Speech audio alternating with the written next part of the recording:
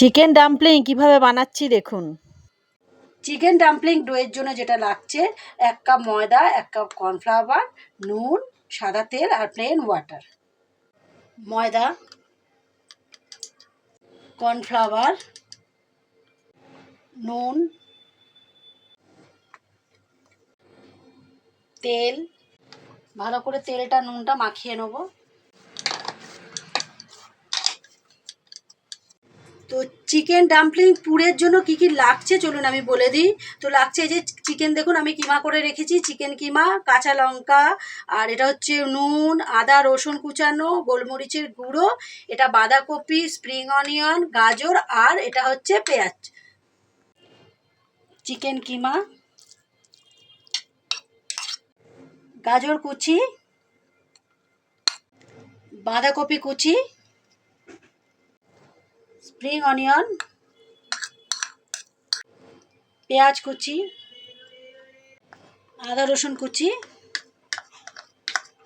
কাঁচা লঙ্কা কুচি, স্বাদ মতো নুন, গোলমরিচের গুঁড়ো। আমি সবগুলো ভালো করে মাখিয়ে নেব।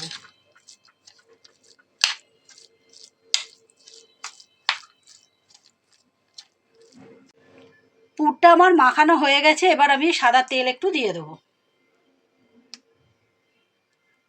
এই যে দেখুন ডোটা আমি এই যে একটা একটা করে লেচি করে রেখেছি, রেখে আর আমি একটা নিয়েছি, নিয়ে বেলে আপনাদের আমি দেখাচ্ছি।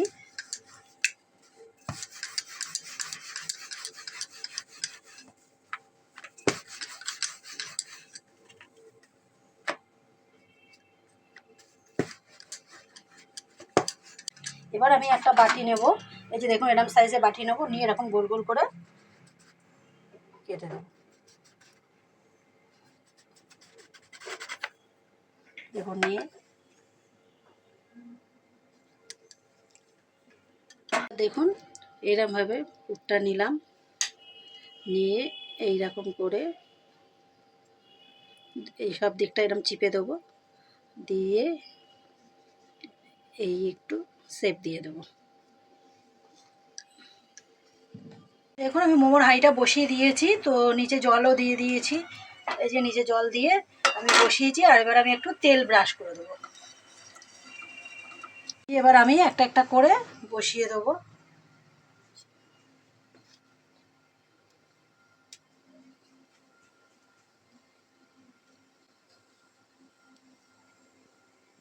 আচ্ছা, ড্রাম্পিং মোমোটা তো আমি বসিয়ে দিয়েছি স্টিমে, তো ওটা তো 15 মিনিট সময় লাগবে, তো ততক্ষণ আমি একটা চাইনিজ সস বানিয়ে নিচ্ছি। তো তার জন্য দেখুন আমি কড়া বসিয়ে দিয়েছি, কড়াইতে ফ্রাই প্যানে একটু তেলও দিয়ে দিয়েছি।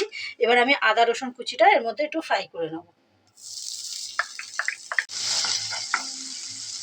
আদা রসুনটা দেখুন ফ্রাই হয়ে গেছে, আমি নিয়ে নিলাম।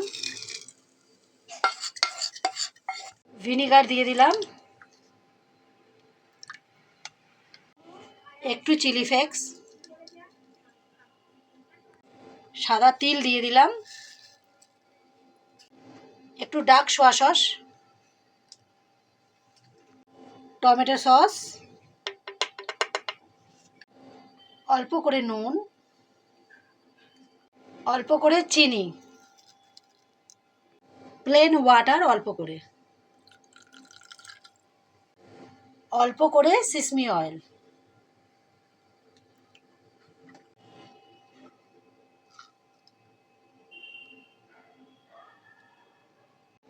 ডাম্পলিং মোমোটা আমার স্টিম হয়ে গেছে, দেখুন এবার আমি এটাকে ফ্রাই করে নেব। এই যে ফ্রাই প্যানে অল্প একটু সাদা তেল দিয়েছি, আর একটু আমুল বাটার দিয়ে দেবো।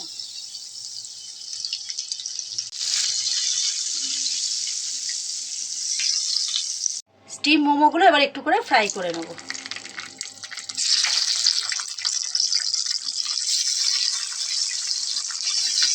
দেখুন ডাম্পিং মোমোটা আমার কেমন ট্রান্সপারেন্ট হয়েছে, আর এটা মোমোতে তারপরে আমি আমুল বাটারে ফ্রাই করছি, তাহলে কেমন টেস্ট হবে বলুন তো।